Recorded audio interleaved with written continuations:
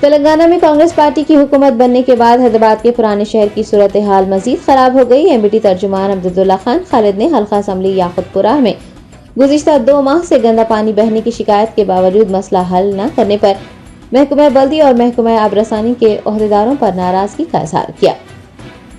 عبداللہ خان خالد نے social media platform X پر لکھا کہ اولڈ سٹی حیدرآباد کے لوگوں کا خیال تھا کہ اگر تلنگانہ میں کانگریس حکومت بن جاتی ہے تو ایسے علاقوں کو ترقی دی جائے گی جنہیں BRS پارٹی اور AIMIM کے 9 سالہ دور اقتدار میں نظر انداز کیا گیا تھا۔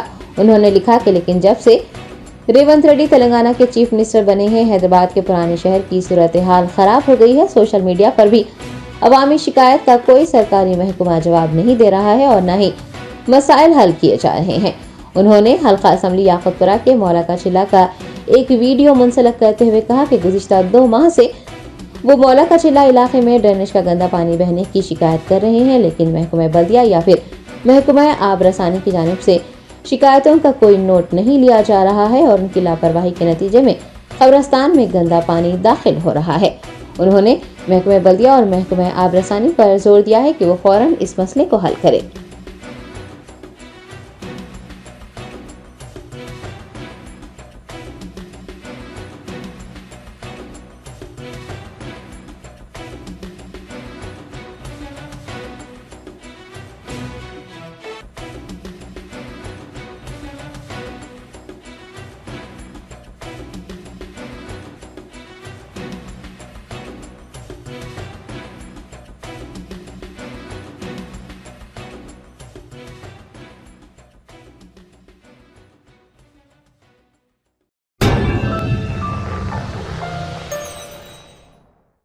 جرمنٹن super specialty hospital, doctor Mir Jawad Zar Khan, senior experienced orthopaedic surgeon, bone fracture, joint replacement, hip replacement اور اسپائن سرجری کامیابی سے انجام دے رہے ہیں۔ اس کے علاوہ neuro surgery, cardiology, gynaecology, dental, general medicine, dialysis اور فزیو تھراپی جیسے شعبہ جات میں انتہائی کامیابی کے ساتھ واجبی فیس میں علاج کیا جا رہا ہے۔ شیئرنگ اور پرائیویٹ رومز، اسپتال میں 24 گھنٹے MRI، CT scan, 2D digital X ray, ultra sound, operation theatre, ICU اور لیب کی سہولت دستیاب ہے۔ آپ کی امیدوں کے عین مطابق جرمنٹن super specialty hospital, pillar number 150، عطا پور، حیدرآباد۔